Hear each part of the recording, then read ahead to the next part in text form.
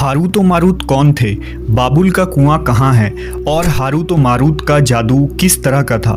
ये वो पुरअसरार सवालात हैं जिनके जवाब तो बहुत हैं और लिखने वालों ने भी बहुत कुछ लिखा है, लेकिन उन किस्से कहानियों में हकीकत को तलाश करना गहरे समुंदर से मोतियां निकालने के बराबर है। हारूत व मारूत के मुतालिक बुनियादी तौर पर दो तरह की रवायतें मिलती हैं, एक वो जो कुरान व हदीस और ताबईन के अक़वाल में मौजूद है और दूसरी वो जो तौरेत व इंजील और इसराइली रिवायतों में आती है, जबकि उन इसराइली रिवायतों को बेशतर उलमा और मुवर्रिखीन ने तायीद की है। इस वीडियो में हम उन दोनों तरह की रिवायतों और वाक़यात को मुकम्मल पेश करेंगे। रिवायतों के मुताबिक हज़रत इदरीस अलैहिस्सलाम के ज़माने में एक मरतबा आसमान और ज़मीन के दरमियान से पर्दों को हटा दिया गया तो फरिश्तों ने ज़मीन में आबाद इंसानों को देखकर ताज्जुब किया और बोले, या रब्बुल आलमीन, हम तो गुनाह के करीब भी नहीं जाते, जबकि ये बनी आदम गुनाहों में इतने मुब्तला हैं। अगर हम उनकी जगह होते तो कभी तेरी नाफरमानी ना करते।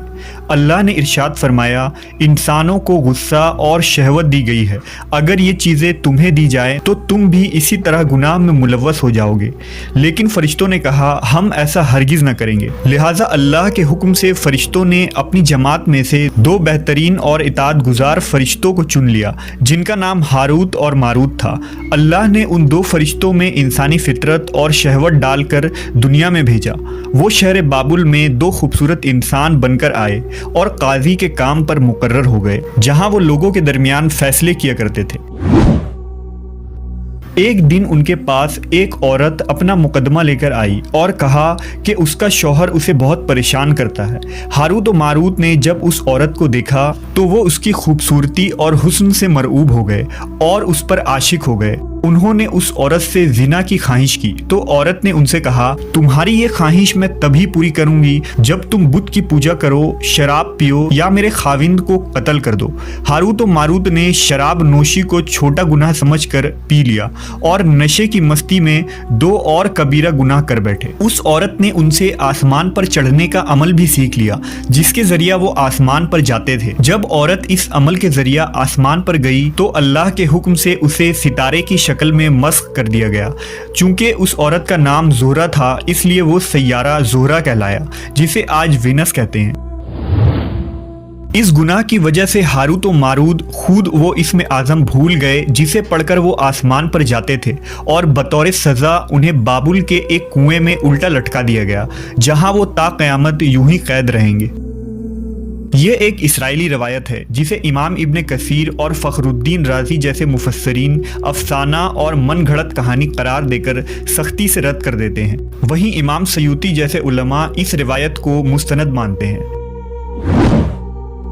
हारूत व मारूत और चाहे बाबुल के सिलसिले में एक और रिवायत कसरत से बयान की जाती है, जिसके मुताबिक एक ज़माना ऐसा था जब शहर बाबुल रुए ज़मीन पर तहजीब व तमद्दुन का मरकज़ था। यहाँ के लोग बातिल खुदा की परस्तिश किया करते थे। ये लोग अपनी किस्मत उनसे वाबस्ता समझते थे, इसलिए इल्म नजूम और इल्म फल्कियात में बड़े माहिर थे। उनके बुतकदों में सितारों की पूजा की जाती थी। ये लोग जादू, तंत्र मंत्र, सिफली को बहुत अहमियत देते और इस इल्म के जरिया मुआशरे में खूब फसाद फैलाते थे। ये लोग तिलिस्म, जादू, तंत्र मंत्र में बहुत आगे बढ़ गए। उनमें बड़े बड़े जादूगर मौजूद थे।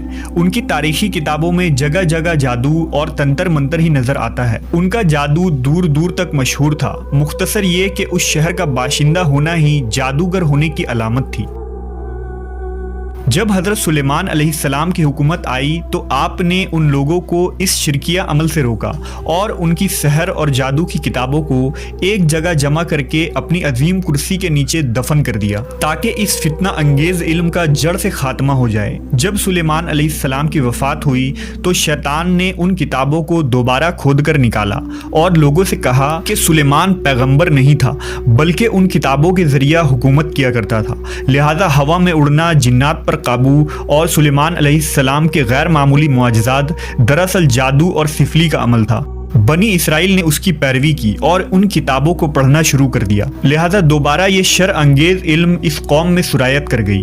अल्लाह ने सुलेमान अलैहिस्सलाम पर लगाए गए इल्ज़ाम और तुहमत की नफ़ी करते हुए सूरह बकरा में फरमाया है, اور انہوں نے اس چیز کی پیروی کی جو شیطان سلیمان کی بادشاہت کے وقت پڑھتے تھے، اور سلیمان نے کفر نہیں کیا تھا لیکن شیطانوں نے ہی کفر کیا۔ لوگوں کو جادو سکھاتے تھے، اور اس چیز کی بھی جو شہر بابل میں ہاروت و ماروت دو فرشتوں پر اتارا گیا تھا، اور وہ کسی کو نہ سکھاتے تھے جب تک یہ نہ کہہ دیتے کہ ہم تو صرف آزمائش کے لیے ہیں، تو کافر نہ بن۔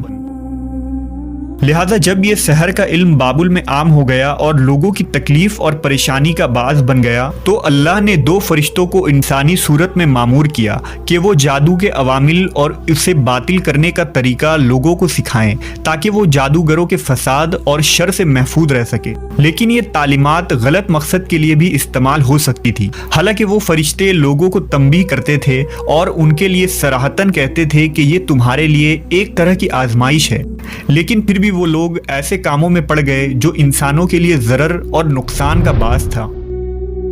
بعض عربی داستانوں میں اس کنویں کا ذکر بھی ملتا ہے جہاں کئی لوگ پہنچے اور ہاروت و ماروت سے ملاقات کر کے جادو کا علم بھی سیکھا، جبکہ بعض مورخین کا کہنا ہے کہ عراق کے شہر حلہ کے قریب ایک کھنڈر میں موجود قدیم کنواں ہے جہاں سے بابل کی سرحد شروع ہوتی تھی۔ یہ اس کنویں کو ہی چاہ بابل قرار دیتے ہیں۔ بہرحال اس واقعے سے یہ سبق ملتا ہے کہ سفلی اور جادو ایک شرکیہ عمل ہے، مگر یہ کہ اس کا استعمال فساد اور شر پسندی کے خاتمے کے لیے کیا جائے۔